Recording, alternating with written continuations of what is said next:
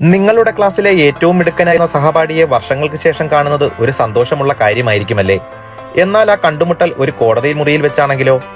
അയാൾ ഒരു കുറ്റവാളിയും നിങ്ങളൊരു ജഡ്ജിയുമാണെങ്കിൽ നിങ്ങളുടെ പ്രതികരണം എങ്ങനെയായിരിക്കും? അങ്ങനെ ഒരു വീഡിയോ ആണ് ഇപ്പോൾ സോഷ്യൽ മീഡിയയിൽ വൈറലാകുന്നത്. അമേരിക്കയിലെ മിയാമി കോടതിയിൽ നടന്ന ആകസ്മികമായ ഈ കണ്ടുമുട്ടൽ ആരുടെയും കണ്ണു നിറയ്ക്കുന്നതാണ്. വീഡിയോയിലേക്ക് കടക്കും മുന്നേ നിങ്ങൾ ഈ ചാനൽ ഇതുവരെ സബ്സ്ക്രൈബ് ചെയ്തിട്ടില്ലെങ്കിൽ സബ്സ്ക്രൈബ് ചെയ്ത് ബെൽ ബട്ടണും അമർത്തുക.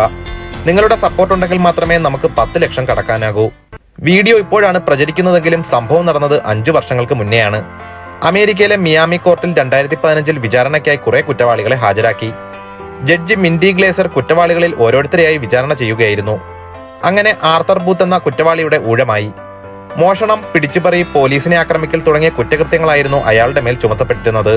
അയാളെ വിചാരണ ചെയ്യുന്നതിനിടയിൽ മിൻഡി ഗ്ലേസർക്ക് അയാളുടെ നിൽപ്പും ഭാവവും സംസാരവും ഒക്കെ വളരെ സുപരിചിതമായി തോന്നി. വിചാരണ കഴിഞ്ഞ് പോകാൻ നേരം ജഡ്ജി ആ കുറ്റവാളിയോട് ഏത് സ്കൂളിലാണ് പഠിച്ചതെന്ന് ചോദിച്ചു. അപ്പോഴാണ് ബൂത്തിന് തന്റെ മുന്നിലിരിക്കുന്നത് തന്റെ സഹപാഠിയാണെന്ന് മനസ്സിലായത്. അയാൾക്ക് ആശ്ചര്യവും അതോടൊപ്പം തന്നെ സന്തോഷവും അടക്കാനായില്ല.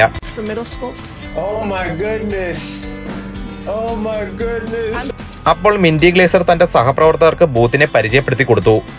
He was the best kid in middle school. I used to play football with him, all the kids. തന്റെ ക്ലാസ്സിലെ ഏറ്റവും മിടുക്കനായ കുട്ടിയായിരുന്നു ബൂത്ത് എന്നും തങ്ങൾ ഒരുമിച്ച് ഫുട്ബോൾ കളിച്ചിട്ടുണ്ടെന്നും ഒക്കെ ഗ്ലേസിയർ അവരോടായി പറഞ്ഞു. ബൂത്തിനെ ഈ ഒരു അവസ്ഥയിൽ കണ്ടതിൽ തനിക്ക് അതിയായ ദുഃഖമുണ്ടെന്ന് കൂടി പറഞ്ഞതോടെ ബൂത്ത് അവിടെ നിന്നും പൊട്ടിക്കരഞ്ഞു.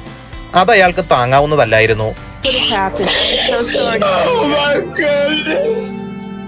ക്ലാസ്സിലെ മിടുക്കനായിരുന്ന ബൂത്ത് പിന്നീട് ഡ്രഗ്സിനും ഗാംബ്ലിങ്ങിനും ഒക്കെ അടിമപ്പെട്ട് ഒരു കുറ്റവാളിയായി മാറുകയായിരുന്നു. പല കുറ്റകൃത്യങ്ങളിലായി പലതവണ ജയിലിലും കിടന്നു.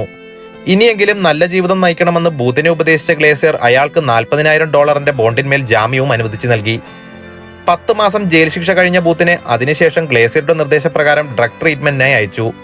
തന്റെ കളിക്കൂട്ടുകാരനെ അവിടെ വെച്ചും ഉപേക്ഷിക്കാൻ ഗ്ലേസിയർ തയ്യാറല്ലായിരുന്നു. ഏറ്റവും ഒടുവിൽ ചികിത്സ കഴിഞ്ഞ് പുറത്തിറങ്ങിയ ബൂത്തിനെ കാണാനും ഗ്ലേസിയർ എത്തിയിരുന്നു. ബൂത്തിനെ ഉപേക്ഷിച്ചു പോയ ഭാര്യയുമായിരുന്നു ഗ്ലേസിയർ ബൂത്തിനെ കാണാൻ എത്തിയത്. ജീവിതം അങ്ങനെയാണ്. പ്രതീക്ഷിക്കുന്നതൊന്നും നമുക്ക് ചിലപ്പോൾ കിട്ടിയെന്ന് വരില്ല. എന്നാൽ നമ്മളൊട്ടും പ്രതീക്ഷിക്കാത്ത ചിലതൊക്കെ നമ്മളെ തേടി വരികയും ചെയ്യും. ഗ്ലേസിയറുടെ സ്ഥാനത്ത് നിങ്ങളായിരുന്നുവെങ്കിൽ നിങ്ങൾ എന്തു ചെയ്യുമായിരുന്നു? നിങ്ങളുടെ അഭിപ്രായങ്ങൾ കമന്റ് ചെയ്യൂ. ഈ വീഡിയോ നിങ്ങൾക്ക് ഇഷ്ടമായെങ്കിൽ ദയവായി ലൈക്ക് ചെയ്യുക. നിങ്ങൾ ഈ ചാനൽ ഇതുവരെ സബ്സ്ക്രൈബ് ചെയ്തിട്ടില്ലെങ്കിൽ ദയവായി സബ്സ്ക്രൈബ് ചെയ്ത് സപ്പോർട്ടും ചെയ്യുക.